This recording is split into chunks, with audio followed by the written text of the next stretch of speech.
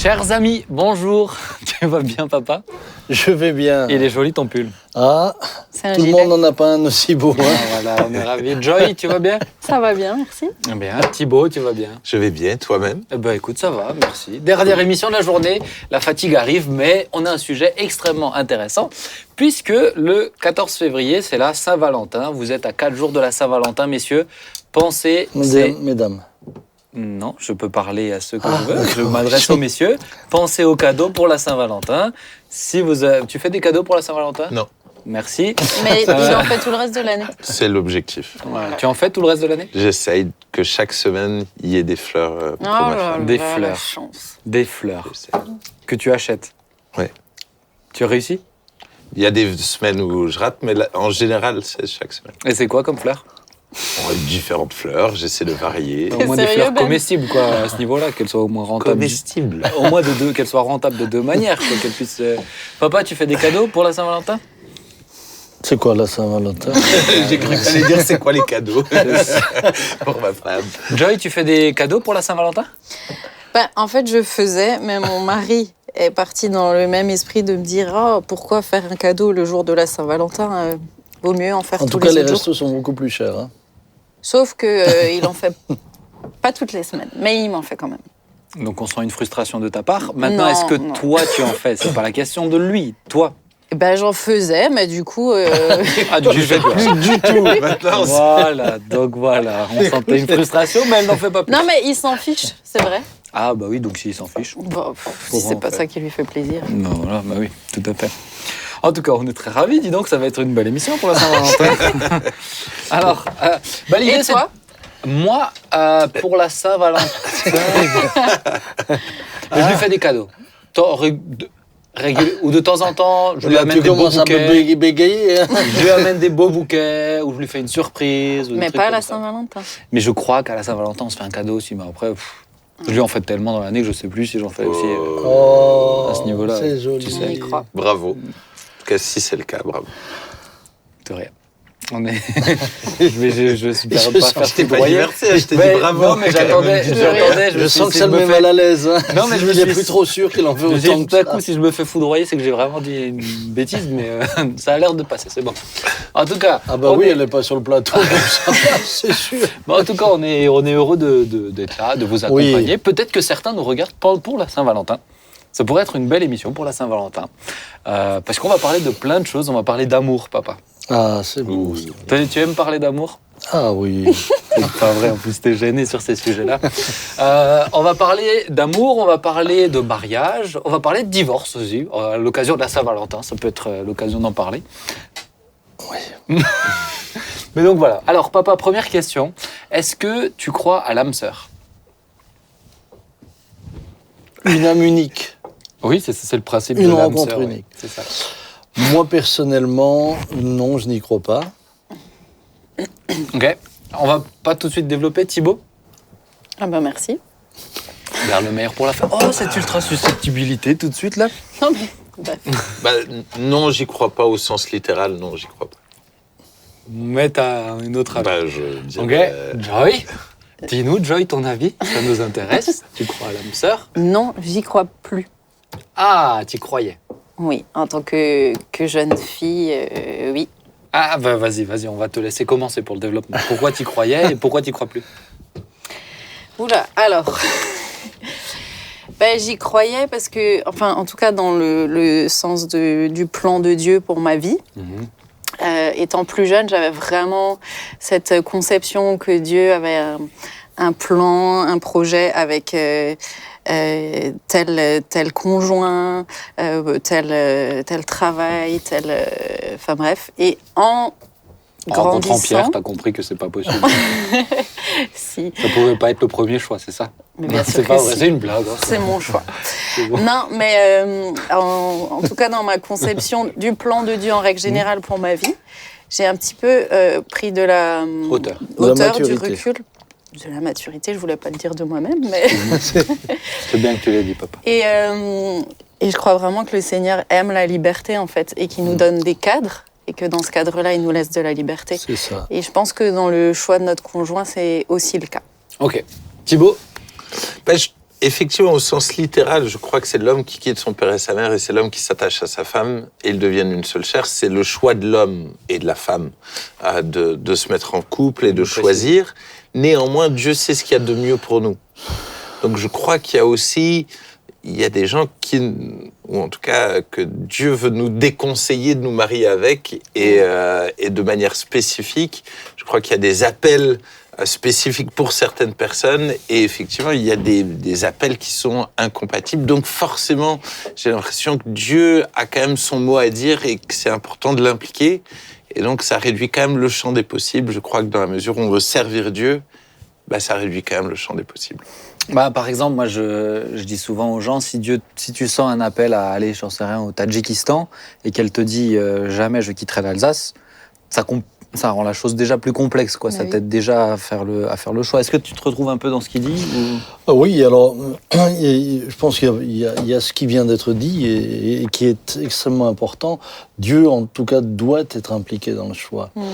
Maintenant, lorsque je vois le serviteur d'Abraham qui va chercher une épouse pour Isaac, il a des critères très pratiques, hein, puisque, entre autres, celle du service est un critère qu'il avait mis en avant et c'est comme cela qu'il va déterminer la chose. Moi, je crois là, la chose suivante, c'est que... Est-ce qu'on peut dire que c'était un choix? Là, pour le coup, je pense que c'est l'exemple où les gens l'utilisent en disant oui, il y a une personne, regarde le serviteur. Non, mais justement, parce que Abraham dit va au milieu de mon peuple. Il n'a pas dit va dans telle famille, chez telle personne. Ça, pour moi, ce serait l'exemple de l'âme sœur. Non, il lui dit va là et cherche là. Il cherche. Et le serviteur lui prie. Conduis-moi, dirige-moi. Par contre, ce que je crois, c'est que au bout de, moi je le dis maintenant, au bout d'autant d'années de mariage que j'ai, l'autre devient l'âme sœur. Oui. Ça, parce que tu t'attaches à elle, tu t'attaches à lui. Moi, j'ai vu pour mes parents, lorsque papa est parti, c'était une partie de ma mère qui partait. Parce qu'ils sont devenus vraiment une seule chair et donc une âme sœur. Donc, moi, j'entrevois plutôt l'âme sœur dans cette croissance ensemble, dans cette marche ensemble. Et puis, ensuite, il y a un dernier élément. Il y a quand même quelque chose qu'on ne peut pas s'expliquer, c'est que dans nos choix, on est quand même à quelque part dirigé. Pourquoi ? Parce que pourquoi certains vont aimer tel type de femme ou tel type d'homme ? Mais tu leur en présentes un autre ? Non, ils ne se sentent pas concernés. Mais c'est dans les goûts, tel type. À quelque part, il y a quand même quelque chose qui est déjà là et qui fait qu'on s'oriente dans une direction. Donc, je crois que Dieu aurait inscrit en nous, quoi. Que Dieu inscrit en nous, et puis pour lequel, justement, si on met Dieu à l'honneur, Dieu nous conduira. Maintenant, est-ce qu'il n'y a qu'une femme au monde ? Non, une fois que je suis marié, bien sûr, c'est ma femme, et elle le reste jusqu'au bout de la vie. Mais est-ce qu'il n'y aurait qu'une femme au monde pour un homme au monde ? Déjà, mathématiquement, ça ne tiendrait pas debout. Et puis si tu passes à côté, c'est... Oui, ou si l'autre dit non, parce que ça voudrait... Il faut quand même que tu aies la liberté, quoi. Alors Joy, justement, moi ça m'intéresse, parce que quand on parle de l'âme sœur, en général, on sous-entend ce que toi tu croyais, c'est dans le plan de Dieu, il y a l'élu, quoi, hein, celui qui passera sa vie avec moi. Je pense que c'est... Je ne sais pas si c'est vraiment une élection pour la personne. C'était une blague que tu as essayé de faire ? Non. J'avais mon raisonnement dans ma tête. Voilà, il est bien resté au fond de ta tête, le raisonnement. Mais... Non, c'était pour dire, je ne sais pas si c'est une grâce particulière de passer sa vie avec moi, c'est ça que je voulais dire. Une élection. Dans le sens du... parce que j'aime ça. Tu es avec moi. Mais du coup, aujourd'hui, pourquoi, à ton avis, c'est vrai que c'est surtout mais les jeunes gars aussi, j'allais dire que les jeunes filles, mais les jeunes gars aussi, pensent comme ça, à votre avis, pourquoi la vision, elle est aussi, je dirais, idéalisée du couple, du plan de Dieu, etc. C'est rassurant, en fait. Ouais, je pense que ça fait beaucoup moins peur. Parce que tu dis, et finalement, c'est Dieu qui va choisir pour moi. Et j'ai pas j'ai pas de vraie responsabilité dans le choix. Ça. Et moi, je me souviens avoir souvent prié, Seigneur, je sais que tout ce que tu veux pour moi, c'est le meilleur, donc tu choisis pour moi. Sauf que faire le choix, pour moi, c'était difficile. Parce qu'il faut l'assumer aussi. Parce qu'il faut l'assumer, et parce que faut être sûr, et parce que... Voilà. Alors, il y a bien sûr plein de comme tu disais, de choses qui nous dirigent vers déjà un type de personne, l'attirance, le caractère, etc. Mais c'est que derrière, il faut assumer. Je me souviens avoir eu une discussion à l'époque avec Éric Toumieux, au Sénégal. Parce que du coup, pour moi, chérie, tu le sais, j'ai mis longtemps à faire mon choix, n'est-ce pas ? Mais parce que je pense que ça venait remuer des choses encore plus profondes que juste la question du choix d'un conjoint. C'était la question des choix en règle générale. Et lui, il me disait qu'en Afrique, les gens se prennent beaucoup moins la tête, dans le sens où il me disait, j'ai l'impression que parfois, vous, le plan de Dieu, c'est comme si vous étiez sur une planche savonneuse et que si vous faites un pas à côté, ça y est, vous tombez dans le vide et c'est fini, quoi. Et du coup, en même temps, il y a une espèce de pression qui est là et tu veux tellement pas te tromper que ça pétrifie aussi au moment de faire des choix ou même de commencer à fréquenter quelqu'un ou juste apprendre à le connaître. Mais oui, pour revenir à ta question de base, pourquoi est-ce qu'on est dans cette idée de l'âme sœur ? Mais je pense que c'est un peu un idéal qui est aussi cultivé dans les films, dans pas mal de choses que la société veut nous faire aussi un petit peu croire, quoi. Et qu'il y a ce fameux coup de foudre aussi. Ouais, il y a la question le truc du coup de foudre. Ouais, moi, je pense que justement, les filles et les gars qui sont chrétiens, c'est un peu comme ça que je le lis aussi, et qui se préservent avant le mariage, etc., veulent bien sûr vraiment pas se planter. Oui. Et donc, c'est the number one, quoi. Et je pense que c'est à l'opposé justement de la société qui dit, essaye, teste, tu verras bien. Oui. Mais de ne pas vouloir se tromper en soi, c'est bien. C'est une très bonne chose. Hein. Ça, c'est d'où le... Moi, je pense que c'est le sérieux avec lequel on aborde la question qui est important. C'est ça. Mais après, tu as aussi des âges pour cela. Moi, je n'avais pas la maturité que vous avez pu avoir quand vous vous êtes engagé. Ouais. Mais je pense par exemple Thibaut, Thibaut avait du recul. Johanna aussi. Alice, elle a abordé la question avec beaucoup plus de recul. Moi non, j'étais presque un enfant quand j'étais un adolescent quand j'ai rencontré ta maman.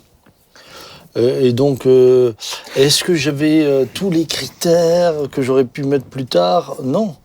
Ce qui m'empêche pas d'être sûr que c'est la femme que j'aime, etc. Mais c'est sûr que... Mais pourquoi je pense que la question, elle est importante, et c'est important de le dire, l'âme sœur n'existe pas dans le sens que tu as décrit tout à l'heure. C'est parce que le problème, c'est que certains attendent tellement qu'une fois qu'ils sont avec quelqu'un, en respectant le Seigneur, en n'ayant aucune relation sexuelle avant le mariage, etc., mais ont déjà presque l'impression, ça y est, puisque c'est lui, il faut se marier avec lui ou avec elle, et où c'est pas juste non plus, parce que c'est apprendre à se connaître. On peut pas faire un choix éclairé tant qu'on connaît pas bien la personne. Il y a des aspects de la personne qu'on découvre seulement avec du temps. Moi, je dis souvent aux jeunes qui se mettent, comment tu peux savoir qu'il est jaloux si tu traînes jamais avec d'autres personnes avec lui ? Comment tu peux savoir qu'il est radin ou pas si vous allez jamais au restaurant ou un truc comme ça ? Et certains ont été manipulés par des Dieu m'a dit que tu serais ma femme. Voilà. Et ça, c'est terrible, parce que... Alors, tiens, c'est une bonne question. Est-ce que ça existe ? Alors, est-ce que Dieu t'a dit que maman était ta femme ? Non. Il ne m'a pas dit comme ça. Oh, le regard. Non. Non, mais sincèrement, si je vous disais ça, je serais Non. Et moi, je crois que si Dieu le dit, alors il le dit aux deux. Parce que Dieu aime les deux.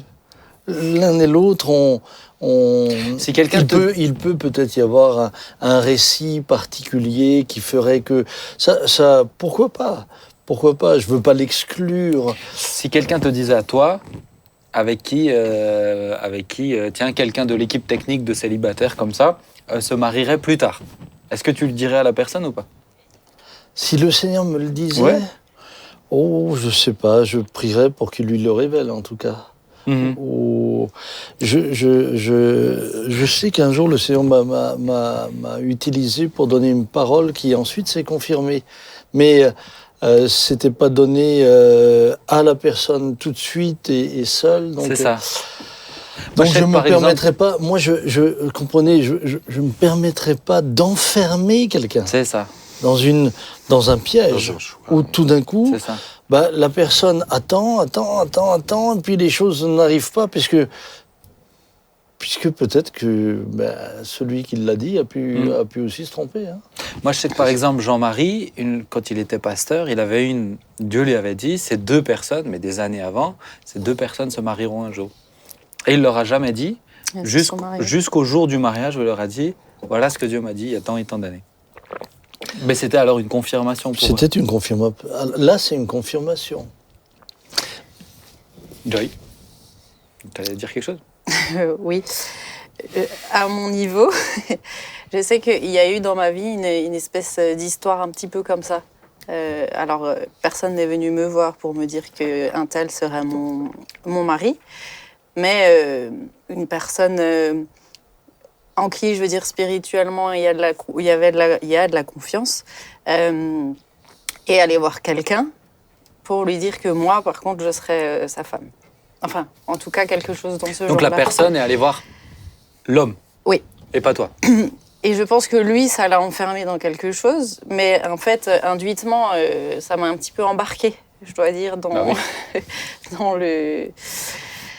cette boucle. Et franchement, ça a été vraiment... Ça fait beaucoup de dégâts. Ça a fait beaucoup de dégâts et ça a été vraiment Difficile. difficile, et ça a mis des barrières après pour mon choix. Ça n'a pas aidé à choisir. Disons que c'est aussi beaucoup ça qui a fait que j'ai mis du temps à choisir.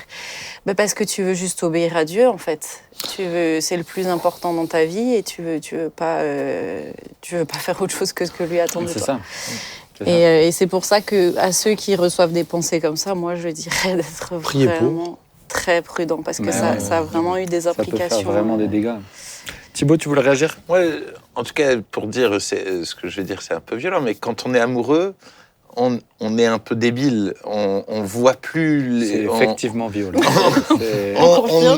On n'est plus capable, pour moi, d'entendre la voix de Dieu.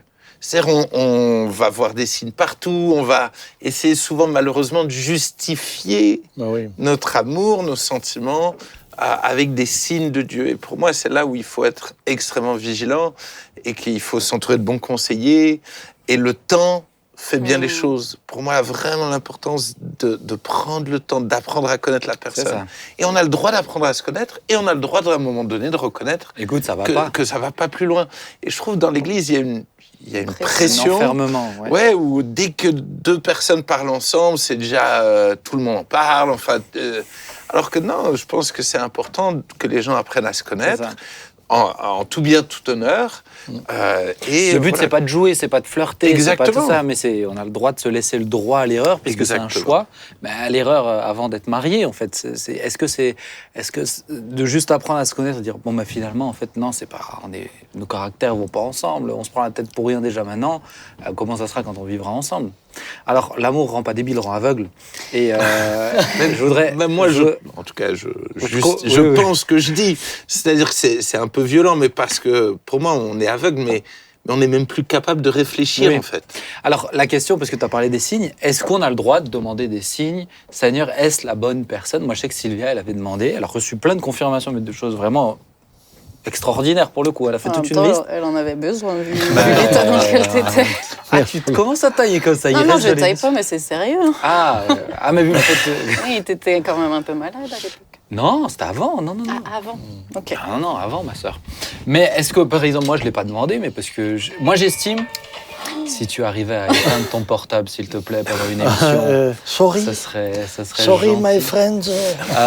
Mais du coup, la question, c'est est-ce que c'est juste? Moi, je suis toujours parti du principe, Seigneur, tu me laisses le choix. J'ai jamais eu de souci avec cette question. Tu me laisses le choix. Bon, je vois ses bons côtés, je vois ses mauvais côtés. L'idée, c'est de prendre tout en compte pour dire est-ce qu'on va assumer une vie ensemble, est-ce qu'on en est convaincu. Et donc, j'ai jamais demandé de signes comme ça, tout en demandant que Dieu m'accompagne dans ce choix-là. Mais faut-il demander des signes, ou est-ce qu'on peut, est-ce pas obligatoire, ou comment vous voyez les choses? Je laisse... Pour moi, en tout cas, les signes dans la Bible viennent confirmer ce que Dieu a dit. En tout cas, on voit Gédéon, le signe vient confirmer ce que Dieu a déjà dit. C'est pas le souci de Gédéon de vraiment faire ce que Dieu lui a dit et d'être vraiment sûr qu'il n'a pas compris autre chose. Il demande un signe qui vient confirmer. Donc pour moi, de base, les signes doivent venir après le fait que Dieu ait parlé. Ça, c'est pour moi la première réflexion. Et ensuite, j'ai peur que là aussi, on ne soit pas capable à ce moment-là de discerner les signes. Donc pour moi, en tout cas, d'avoir des conseillers ou d'avoir des gens qui vont nous aider à analyser peut-être ce qu'on a l'impression que Dieu nous a dit ou des signes ou comme ça, c'est important parce que d'avoir des gens extérieurs qui vont avoir, eux, du recul, ça va vraiment nous aider alors à peut-être discerner ces signes-là. T'as demandé des signes? Des confirmations? Oui, mais comme dit, parce que c'est un contexte du coup un petit peu complexe. Mais moi, c'est souvent à travers la Bible en fait que le Seigneur va me parler. Donc il y a eu certains versets qui m'ont confortée. Ils sont venus. Mais je vais rebondir sur un sujet qui n'a rien à voir. Non, alors c'est pas rebondir, là c'est embarquer sur un autre sujet. La vente sujet. du prix des choux en ce moment. Au Super U de... Maintenant que j'ai la parole, je la saisis.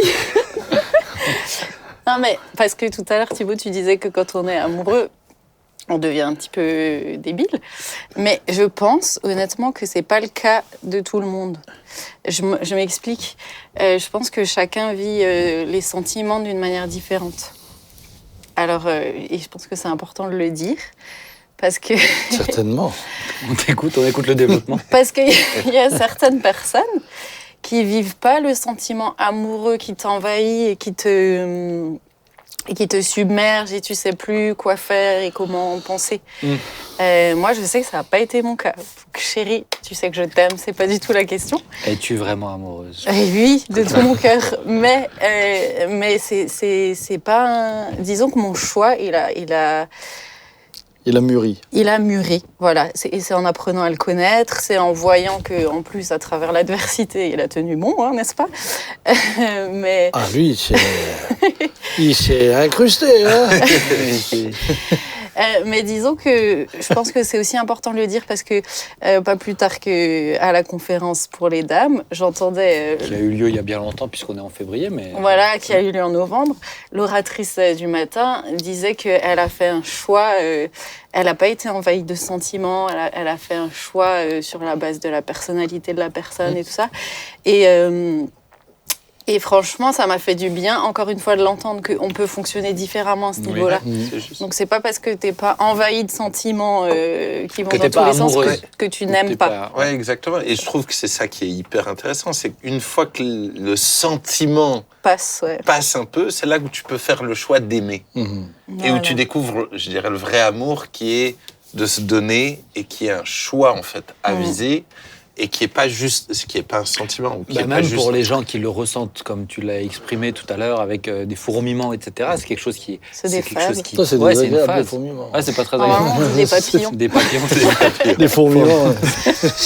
Je vais t'en aller m'engourdir, ça.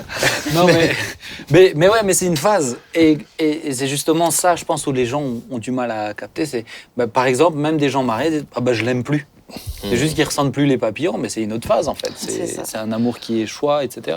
Mais alors moi je l'ai vécu un peu comme Thibaut le décrivait. Pourquoi? Mais parce que j'étais ado. Et dans mon adolescence, c'était... Dans ta testostérone. Il y a de ça aussi. Oui, je pense qu'il y a beaucoup de choses qui font. En plus de ça, j'étais pas capable d'écouter qui que ce soit, puisque en pleine phase d'adolescence, même si les parents, parce que je pense que les parents sont quand même bien placés pour dire quelque chose. C'est juste. Ils sont beaucoup mieux placés qu'on ne le pense. Mais à ce moment-là, étant en recherche de ma propre identité, j'écoutais pas grand monde. Ceci dit, je regrette pas que le Seigneur nous ait conduits comme ça, puisque avec Dominique, ça a été ensuite une leçon de vie qui a continué tout au long de ma vie. Ouais. On a appris à s'aimer et s'aimer avec nos différences. Et tu ça, as assumé ton choix. C'est-à-dire que c'était ça aussi qui était important derrière. Je me souviens une fois que tu me disais que Papa Jean, autant il t'a déconseillé avant, autant après il t'a encouragé à dire maintenant t'assumes et je trouve. Alors ça a été ça je dois le dire en mémoire de mon père, c'était admirable puisque avant il disait réfléchis bien. Voilà, il me le disait comme ça. Mais après, lorsque nous avons connu des tensions, parce que nous en avons connu et de graves. Ah bon? Oui, vous ignorez. Pas moi. Non, de grave. Jamais, il n'a remis en question notre relation. Il dit, écoute Samuel, tu as dit oui. Maintenant, Oui, c'est oui. maintenant il faut te battre pour ta famille. Et ça, j'ai jamais plus. Une fois que nous étions mariés, je n'ai plus jamais entendu un autre discours. Jamais un conseil. Bon, écoute, peut-être qu'il faudrait te séparer. Jamais. Jamais. C'était pour lui. C'était. Tu t'es engagé. Maintenant, reste ferme. Et bien m'en a pris. Et bien en a pris aussi Dominique, puisque autant elle que moi, nous avons dû à différents moments devoir tenir ferme. Mais c'est sûr qu'aujourd'hui, on regarde des choses avec tellement de recul, et en se disant waouh, c'est tellement beau d'avoir persévéré, de ne pas avoir cédé. Et puis quand tu prends du recul, tu vois plus les détails. C'est vrai, c'est beau, hein, ce que tu dis. Hein. Franchement, elle est pas mal l'image. Tu vois plus les petits trucs. Oui, mais c'est juste. Oui, je la vends mon image parce que je la trouvais très bien. On va avancer. Ça va, les gens qui se laissent. Non, ça va, mais entre familles, tu vois, t'es obligé ta de. femme des fleurs. Oh, je lui en offre. T'as rien dit de méchant, tu t'es enflammé tout seul. Oui, j'ai enflammé tout. Et moi, j'ai rien dit. Hein. Mais c'est une belle image. C'est vrai que quand on prend du recul. On pourrait aussi dire que les choses deviennent floues, mais ça fait rien. Mais ça, c'est l'âge. On va avancer parce que moi, j'ai une question. C'est une autre partie. J'ai avancé. Oh là là, la question, parce que c'est une question, alors elle revient régulièrement, mais c'est vrai que ces derniers temps, j'en ai entendu parler de nouveau, sur la question du mariage. Que signifie être marié? Est-ce qu'il faut se marier à la mairie pour être considéré qu'on est marié? Est-ce qu'une fois qu'on est marié à la mairie, on est considéré marié, donc on peut vivre ensemble? Ou est-ce que c'est seulement une fois qu'on est marié devant Dieu ou à l'église, vous mettez ce que vous voulez? Est-ce que ce n'est qu'une question de relation sexuelle? Parce que du temps de Jésus, il n'y avait pas de mairie, etc., comme certains l'enseignent aussi. Donc voilà, un peu la question du mariage. Quel est le cadre du mariage? Et je pense que c'est important aujourd'hui de l'aborder. Moi, en tout cas, je suis confronté à ces questions-là hyper souvent en ce moment. Encore cette semaine, j'avais des gens du mariage qui disaient... Des gens du mariage? Des gens du voyage, pardon. Excusez-moi. Des gens du voyage qui me parlaient du mariage et tout d'un coup, donc, la personne me parlait de son fiancé. Et elle me disait, mais dans notre culture, on est mariés. Je dis, mais alors pourquoi tu l'appelles ton fiancé? C'est que vous n'êtes pas mariés. Mais tout d'un coup, elle disait, mais nous, c'est à partir du moment où on couche ensemble qu'on est mariés. Mais je dis, mais pourtant, tu l'appelles ton fiancé. Donc, pour l'instant, tu n'es pas marié, parce que sinon, tu l'appellerais ton mari. Et de l'encourager à dire, mais tiens, qu'est-ce que la Bible dit? La Bible dit de nous soumettre aux autorités. La Bible dit, et c'est pas contre ta culture que je dis ça. Je dis juste que ta culture, il y a des choses bonnes et il y a des choses moins bonnes. Comme ma culture, il y a des choses bonnes et des choses moins bonnes. Et donc, d'où l'importance de revenir aux Écritures et qu'est-ce que la Bible déclare sur qu'est-ce qu'un mariage. Et pour moi, ça, c'est clé. Là, j'ai des amis qui se marient et ils voulaient se marier à la mairie, là, et faire une cérémonie plus tard. Je leur ai dit, d'accord, mais alors à ce moment-là, entre-temps, faut pas coucher ensemble. Sinon, la deuxième cérémonie, c'est une blague, en fait. C'est du folklore. C'est du folklore. Je dis, si vous considérez que le mariage à la mairie, c'est le vrai mariage, alors effectivement, c'est là où vous êtes mariés et que vous estimez que Dieu est présent dans la mairie et que c'est devant Dieu que vous mariez. Je comprends, mais derrière, il faut assumer. Il ne faut pas chercher à faire du folklore. En plus, juste pour pouvoir coucher... Et c'est difficile des fois pour les gens de comprendre ça, qu'effectivement, il faut être sérieux dans le fait de dire, si on se marie devant Dieu et on considère que c'est à la mairie, alors Dieu, il acte vraiment que c'est ce jour-là le mariage. Il faut savoir, je pensais bien que les gens soient informés de ça aussi, c'est que nous, on n'a pas le droit de marier des gens sans qu'ils soient passés à la mairie. Hein. Oui. C'est quelque chose de très important en France. Mais je pense qu'il faut vraiment, comme dit Thibaut, revenir à ce que dit l'Écriture. Pour moi, le début, la genèse du mariage, c'est Dieu les bénit. Et Dieu les bénit, ça c'est la genèse. Maintenant, tout est conditionné par l'endroit où on est, l'époque où on vit, le lieu où on se trouve. Cependant, quand il est dit que Dieu les bénit, Adam et Ève, il y avait plus finalement, écoute, non, je voudrais changer. Je viens de voir que il y aurait encore dans mes descendants quelqu'un d'autre, puisque c'était comme ça à l'époque. Non, c'était scellé. C'est scellé. À partir du moment où je me suis uni, c'est scellé devant Dieu. Et moi, ce que je trouve extrêmement... On n'en parle pas souvent dans nos milieux. Je sais que c'est pas tabou. Mais il y a une alliance de sang. La première relation, il y a une alliance de sang. Et si vous examinez finalement le corps humain, les choses auraient très bien pu se faire sans ça. Mais c'est comme si Dieu a mis dans la femme, eh bien, le moyen qu'il y ait une alliance de sang. Comme entre l'époux et l'épouse spirituelle, il y a une alliance de sang. C'est par le sang que se fait l'union avec Christ, c'est par le sang que nous sommes purifiés, etc. Et donc je pense que c'est aussi extrêmement important de le dire, eu égard à l'approche qu'on a aujourd'hui de la sexualité. Il dit non, attendez, ça c'est la jeune fille et jeune homme, parce que c'est des deux côtés, tu fais une alliance, et c'est une alliance de sang. On est dans une société qui a banalisé ça, qui, voire, nous ridiculise quand nous parlons de ça. Mais spirituellement, pour moi, c'est extrêmement important, sérieux. Et est-ce que alors le danger, c'est pas que des gens auraient pu coucher ensemble, que tout d'un coup tu leur dirais, alors dans tous les cas là maintenant il faut vous marier. Est-ce que tu leur dirais ça? Alors justement, je ne leur dis. Pourquoi est-ce que je leur dirais pas ça? Tout simplement parce que ils l'ont fait dans un état d'esprit, mais ils l'ont pas fait dans la crainte de Dieu. Dans la mesure où tu crains Dieu, moi je sais que je craignais Dieu. Alors j'ai pas été parfait, hein, mais Dominique, on s'est connus 4 ans. Et c'est vraiment le jour du mariage. Alors j'ai pas été parfait. Ça me rassure. Non, j'ai pas été parfait. Mais quand même, c'est le jour du mariage où pour moi c'était scellé.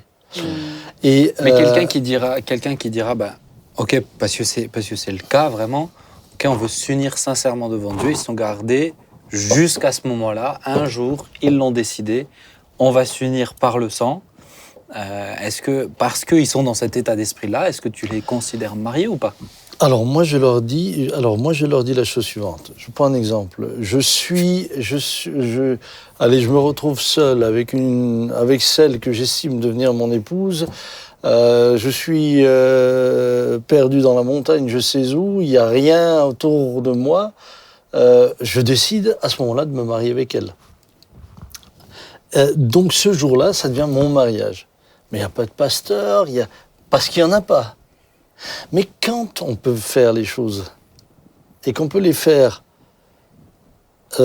avec la bénédiction autre que juste être tout seul entre nous, On le voit par exemple aux noces de Cana. Les noces de Cana, c'est un moment. Il est parlé de noces. Il y a les noces de l'agneau. C'est pas un truc entre moi et toi, seul dans un coin. Non, je pense que t'as pas compris. C'est ce que je voulais spécifier, c'est que dans certains cadres où des gens encouragent ça en disant le mariage, c'est l'acte sexuel. Et il y a une fête, il y a une célébration. On va s'unir devant Dieu et quand le moment est venu, le moment est venu. Et dans une pièce ailleurs, etc. Encore il n'y a pas longtemps, j'ai entendu que ça s'est fait. Ça s'est fait ici, en France, etc. Est-ce que c'est... cette histoire, non? Ouais. Est-ce que ça... Là, j'ai raté... Ah bah... mais vraiment, mais c'est des choses qui sont actuelles dans certains trucs, chez des jeunes, c'est des choses vraiment actuelles. Est-ce que ça, c'est considéré comme un mariage, même si ça s'est fait en dehors de la loi française? Aux yeux de la loi, ils ne sont pas considérés mariés. Alors paxés, ou alors, tu vois... Justement, je crois, dernièrement, Thibault le disait, ne soyez pas une pierre d'achoppement. On est dans un pays qui nous dit aujourd'hui, ou pour l'instant, que le mariage civil est une obligation. Aucun pasteur n'a le droit de bénir un couple s'il n'a pas été marié civilement. Mm-hmm. Pour moi, les personnes sont mariées non pas à la mairie, d'abord, spirituellement, là je vous parle d'un point de vue spirituel, mais quand la bénédiction de Dieu est là. Devant Dieu, oui. Par contre, on est aussi soumis aux lois de notre pays. Et permettez-moi quand même de vous dire que beaucoup ne veulent pas passer par la mairie parce que, qu'on le veuille ou non, ensuite ils en tirent encore des avantages. C'est moins avantageux. Ceci, cela. Et ça les entraîne dans le mensonge à beaucoup de niveaux. C'est ça. Êtes-vous marié? Là, par contre, ils vont dire non. C'est ça. Et là, ils vont déclarer non marié. Mais parce que marié, c'est du mensonge. Marié, aux yeux de l'État, marié, c'est une vraie catégorie. Oui. Si tu mets paxé, si tu mets... C'est d'autres catégories. Marié, c'est une vraie catégorie spécifique qui demande de faire quelque chose à la mairie aussi, dans tous les cas. Moi j'ai rencontré dernièrement, il y a un certain temps, une personne. Il me disait, mais moi, je ne m'étais pas marié. Et ça me permettait, mais ensemble, on a quand même acheté une maison. Ça me permettait de faire beaucoup de boulot au black, de faire la maison et moi, je n'étais pas propriétaire, etc. Et puis plus tard, je me suis marié. Comprenez que je crois que quand nous respectons ce que dit l'Écriture, parce que là, en l'occurrence, le respect pour le mariage, il y a ce que la Bible dit sur le mariage, mais il y a aussi ce qu'elle dit sur la loi. Nous devons être soumis à l'autorité. Ouais, et là, le mariage rentre dans tout ce cadre-là. Ouais. Et tu peux pas dire non, mais ça non, ça c'est la loi des hommes. Ouais, le feu rouge, c'est aussi la loi des hommes. Oui. Le feu rouge, c'est aussi la loi des hommes. Et alors, il y a un tas de choses qui est la loi des hommes. Et à la fin, tu fais ce que tu veux. Ouais. C'est l'anarchie. Non. Tu peux pas prendre cette partie-là qui t'intéresse pas pour la jeter. Ok. Est-ce que je pense que c'est important de le relever, de mentionner, parce que on est face à des questions comme ça à chaque fois. Chaque fois que quelqu'un se marie, enfin régulièrement, chaque fois que quelqu'un se marie à la mairie et qu'il met un peu plus tard, il se dit bon, maintenant c'est bon, on peut vivre. Ah non, c'est. Ouais, si je peux faire quand même une remarque sur la notion de cérémonie, je crois en tout cas que c'est aussi. Bien sûr qu'on peut dire que Dieu est présent à la mairie et le faire de tout son cœur. Je crois qu'on peut le faire mais je crois qu'il y a aussi un sens tout particulier de faire vraiment une cérémonie pour dire Dieu, on te veut vraiment. De mettre Dieu à l'honneur. Exactement. Et de marquer le coup. Alors, c'est un témoignage pour les familles, mais c'est vraiment aussi un signe de cœur, je trouve, que de lui donner de la place pour nous parler, pour le mettre au centre du mariage. Il y a ça, et puis il y a la notion d'engagement, en fait. D'engagement devant Dieu et devant les hommes. Et devant les hommes. T'es engagé, j'ai envie de dire, t'es engagé d'une autre manière, quand même. Quand c'est public. Mais pour ça, on pourrait dire qu'avec un... Parce qu'en mairie, t'es obligé d'avoir un témoin, au moins. Mais pour moi, c'est cette dimension. À la mairie, tu présentes pas Dieu comme tu peux le présenter en dehors. Et j'aimerais dire quelque chose aux jeunes gens aujourd'hui qui nous regarderaient, ou même aux plus âgés. Je dis, mais si nous sommes la lumière du monde, brillons par notre différence. Nous sommes dans cette société qui a décidé de faire ce qu'elle veut. Et il n'y a plus de règles. Ouais. Maintenant, si vous allez dans le même sens, tout en cherchant à couvrir ça avec du vernis spirituel, vous êtes juste en train de ne plus briller. C'est ça. Alors qu'aujourd'hui, ceux qui brillent le plus, c'est ceux qui sont... Nous, on était avec ta maman, mariés une semaine avant à la mairie. Mais il a à aucun moment été question pour nous de passer une seule nuit ensemble, parce que pour nous, le départ de notre mariage, c'est la bénédiction. C'était la bénédiction moi, du Seigneur. Ma date de mariage à la mairie, je la connais même pas. Moi non plus, c'était aussi. C'est que Sylvain qui se rappelle. Tu vois, pour nous, c'était la bénédiction du Seigneur qui nous importait. Mais ça n'a pas empêché de respecter. Bon, vas-y. Puis après, elle va dire, sinon je ne donne pas la parole. Non, mais juste la question de la cérémonie et tout ça, je me dis, le fait de voir Jésus à un mariage, qui fait d'ailleurs son premier miracle à un mariage, ça montre l'importance qu'il y accordait. Alors c'est sûr, c'était sûrement dans un cadre culturel. C'était long, hein, c'était sur plusieurs jours. Ouais. Mais le fait qu'il y participe, c'est un signal fort, quoi, de dire je donne de l'importance à cette cérémonie-là et à cet engagement-là. Donc, je veux dire, si lui y participe, alors autant imiter. Et par rapport juste encore ça, par rapport à ce que Thibaut disait tout à l'heure, non, mais lorsque certains disent on est fiancés, donc on peut déjà coucher ensemble, je dis pardonnez-moi, mais Marie et Joseph étaient fiancés et ils ne se connaissaient pas. Et donc, il y avait une autre étape, plus officielle, qui permettait l'engagement. Oui, et simplement, vous vous trompez vous-même par de faux raisonnements, en cherchant... on essaye de prendre les versets qui nous arrangent. Et c'est clair, et quand on était fiancés du temps de Jésus, on ne couchait pas ensemble. Est-ce qu'un couple qui vit en concubinage depuis... je sais pas, 20, 30 ans, il y a des gens qui passent leur vie en concubinage, pacsé, ou des choses pacsées, etc., qui sont là, qui ne sont pas mariés en mairie. Mais est-ce qu'aux yeux de Dieu, donc je parle de personnes non chrétiennes, est-ce que Dieu les voit comme un couple, comme mariés, comme unis, ils ont eu des enfants, ils ont construit leur vie ensemble, quoi. Et après, on enchaîne sur le dernier sujet que je vais aborder. Je pense que quelqu'un qui, dans son ignorance, là on parle d'ignorance, quelque part fait quand même ce qui correspond à l'engagement du mariage, c'est-à-dire la fidélité et l'engagement s'y tient. Et dans ce sens-là, droit sans même connaître ce que le Seigneur attend de lui, oui, pour moi, il est considéré comme marié. Et le jour où ils se convertissent, où ils rencontrent le Seigneur, ils demandent la bénédiction sur leur couple. Ils se mettent en règle déjà aux yeux de la loi aussi. Ils se mettent en règle aux yeux de la loi, tu vois. Je dirais qu'ils font les choses comme ils auraient dû le faire s'ils avaient connu le Seigneur. Ils mettent le cadre parfaitement biblique, quoi.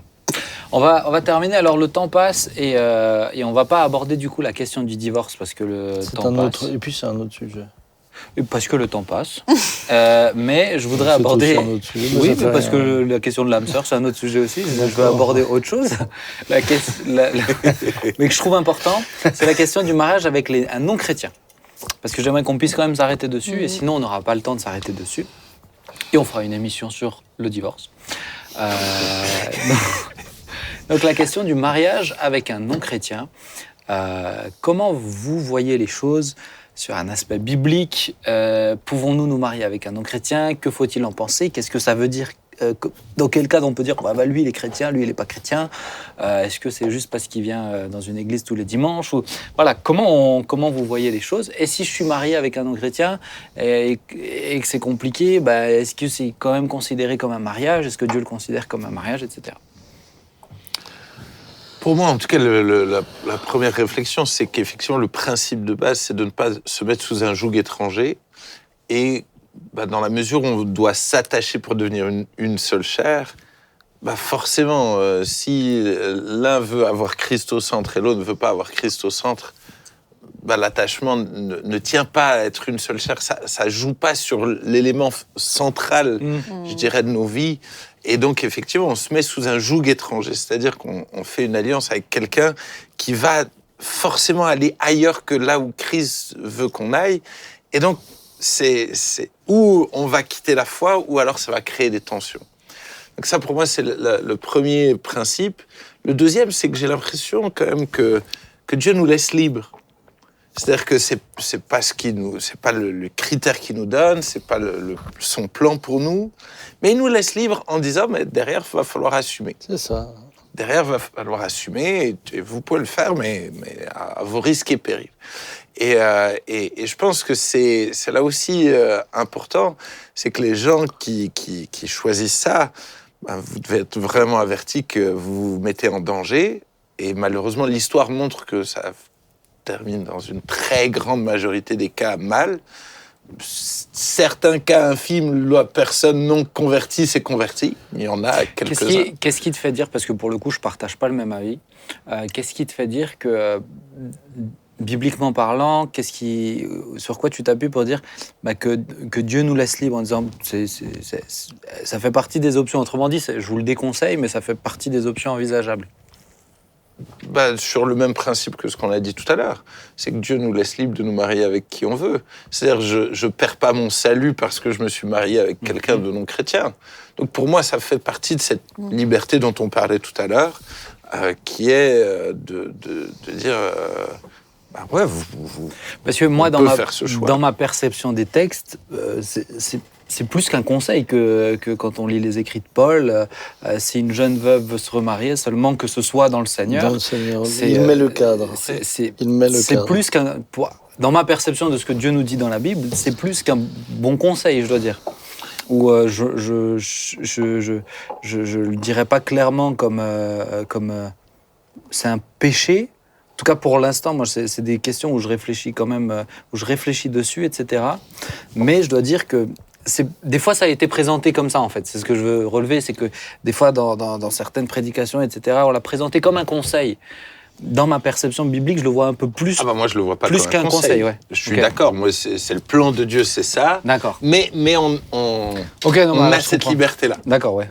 C'est plus. C'est ce que tu dis. On perd pas son salut ici. Mais moi, c'est sûr que je vois des jeunes femmes ou des jeunes hommes, des fois, tellement désespérés d'être seuls, et ce que je peux comprendre, mais qui, du coup, vont se mettre en couple avec des non-croyants. Mais ce que j'ai envie de leur dire, c'est d'essayer juste de se projeter un petit peu dans le futur, parce que comment veux-tu vivre ta vie pour Christ si ta moitié la vit pas avec toi? En fait, tout va être beaucoup plus compliqué. Tu risques d'être quand même pas mal ralenti dans ta foi. Et question très concrète, comment t'éduques tes enfants, quoi. Rien que ça. Donc, c'est sûr que c'est à la fois pas évident pour ceux qui pour l'instant, n'ont pas encore trouvé la personne avec qui partager leur vie. Mais en même temps, je me dis, la vie, elle passe tellement vite. Si on la gâche, entre guillemets, dans des luttes au sein du couple, alors qu'on pourrait unir nos forces pour le royaume, c'est dommage, quoi. Oui, parce qu'à deux, on va plus loin, mais si on tire dans le même sens, quoi. C'est ça. Si on tire dans deux sens opposés, c'est... Pour moi, ce qui est clair, c'est que quand on dit que Dieu les bénit, c'est que Dieu dit oui, Dieu dit c'est bon. La question que vous devez vous poser, c'est est-ce que Dieu peut dire c'est bon? Est-ce que Dieu peut dire oui? Oui, c'est bien que tu te sois marié avec quelqu'un qui me rejette, avec quelqu'un qui ne tient pas compte de la crainte de mon nom, avec quelqu'un...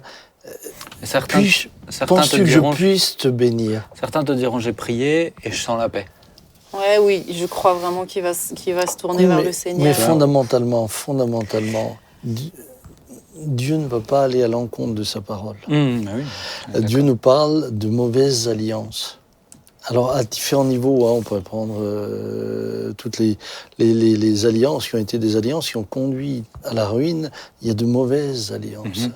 Et moi, ce que j'aimerais encourager toutes les personnes qui nous suivent et qui qui sont dans une réelle souffrance. Je pense pas qu'il faille.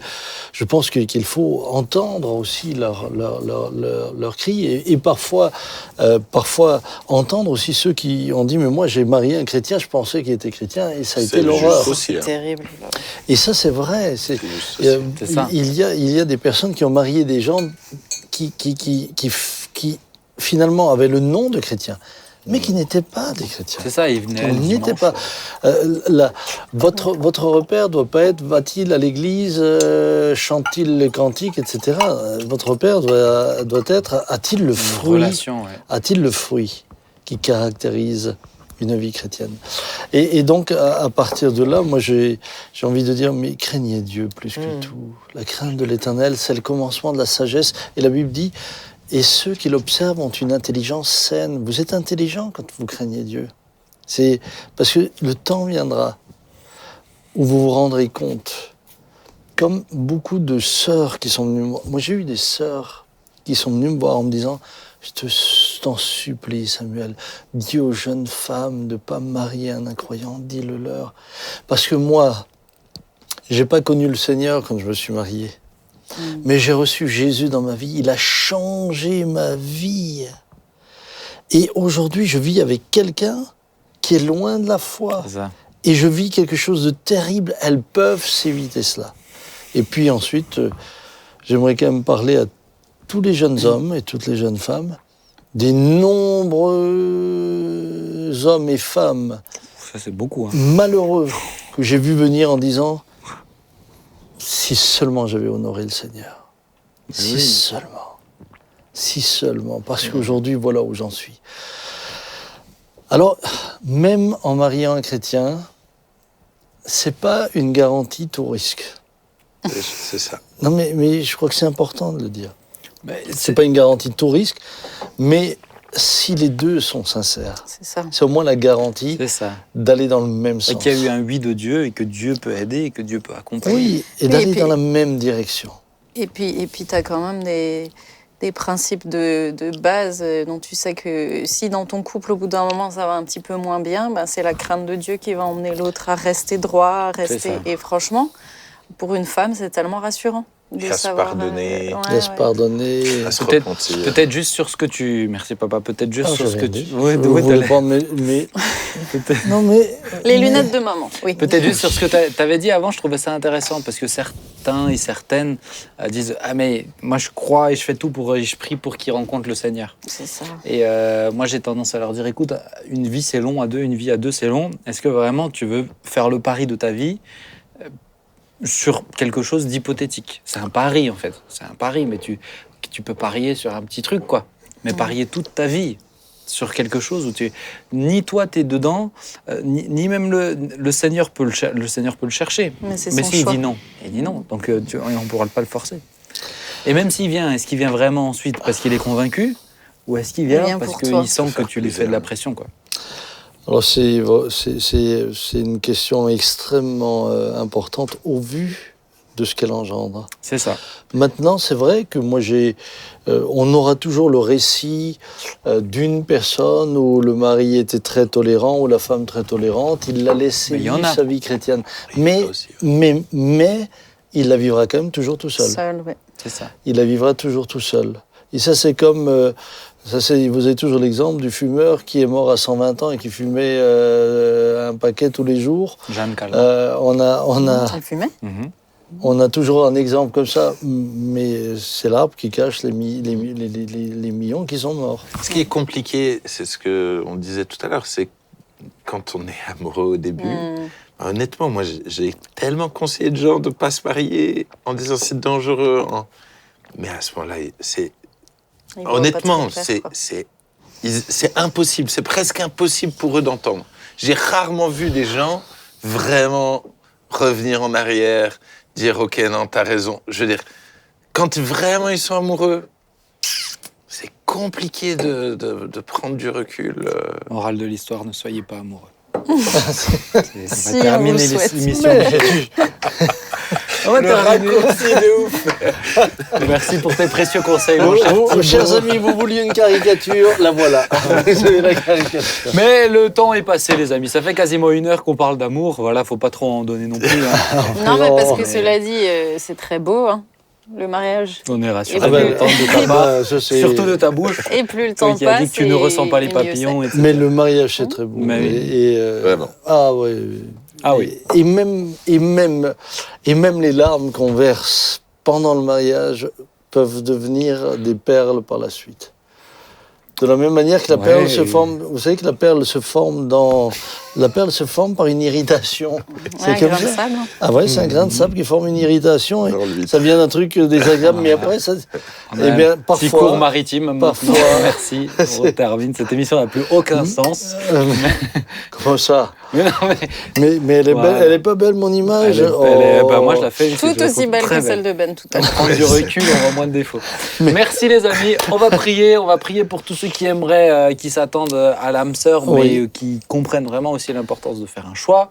On va prier pour ceux qui sont peut-être avec quelqu'un qui n'est pas dans. Et peut-être, je fais une parenthèse, mais ceux qui ne sont pas chrétiens là, ne pensez pas que on considère qu'il y a une élite, etc. entre chrétiens, etc. C'est pas ça. C'est juste, c'est un socle qui est le fondement pour un chrétien. Donc, être en dehors de ce socle, même pour vous, je suis sûr que vous pouvez comprendre ça. Quand quelqu'un vous dit c'est ma vie, c'est-à-dire bah, si moi c'est pas la mienne, ça va être compliqué. Donc voilà, vraiment, on vous aime de tout notre cœur. Et rencontrer Jésus, puisque c'est la plus belle chose qui puisse vous arriver, et même pour La votre plus belle mariage. histoire d'amour. La plus belle histoire d'amour. Et ce qu'on dit peut être vrai. Je veux dire, même dans d'autres. Il a le syndrome du rajout, il peut pas ne pas Mais ce que s'empêcher je de veux dire, rajouter ce que tu viens de dire au niveau de la foi peut être vrai à d'autres sujets dans Oui. des couples non croyants. Qui, Où tout d'un coup, tu as un fan d'une idole, et puis la femme, elle ne suit Voilà. plus. ou le L'image mari de suit plus. l'huître pour terminer la télé. Merci, papa. Merci à vous Mais trois. t'étais en train de nous faire un plan pour la prière, savoir exactement quand de Bon, prier. merci, mais on a parlé de- Je te propose de prier, vu que t'as le Eh ben, blanc. écoute, on va prier. Seigneur, merci pour la joie qu'on a d'être ensemble, Seigneur, et surtout de savoir que nous pouvons compter sur toi. Oui. Compter sur toi lorsque, Seigneur, nous sommes célibataires et nous croyons que tu nous aides à faire un bon choix. Compter sur toi, Seigneur, Oui, lorsque donne- nous faisons le choix du donne mariage. un Compter conjoint, sur toi, un épouse, Seigneur, un pour épouse. vivre un mariage épanoui, Seigneur, et également utile pour le royaume de Dieu. Amen. Seigneur, le mariage, c'est d'abord tourner vers l'autre et vers les autres aussi. Et je te prie de nous faire la grâce d'avoir des mariages qui soient épanouis. Donne à l'Église, Seigneur, de donner l'exemple. Seigneur, de montrer qu'il est possible d'avoir une autre voie que celle de l'échec perpétuel, Seigneur, de tester les choses. Non, si on fait confiance au Seigneur, il nous oriente, il nous conduit, il nous aide. Et en même temps, Seigneur, il nous donne la force de persévérer. Amen. Merci pour ta grâce. Nous te louons et te bénissons. Accompagne chacun encore, Seigneur, dans cette période, cette saison. Et à toi soit toute la gloire, Papa. Amen. Amen. Ça va, tu t'es plongé dans ta prière. Écoutez, oui. Merci, chers amis. Merci à vous trois. Et que Dieu vous bénisse. Rendez-vous vendredi prochain pour une nouvelle émission. On s'y retrouve sur YouTube ou toutes les plateformes podcast. Votre préférée sera la meilleure. À Et bientôt. bonne fête in love. Hein. Punaise, mais il n'arrive pas à ne pas rajouter quelque chose. À plus. À plus. Au revoir.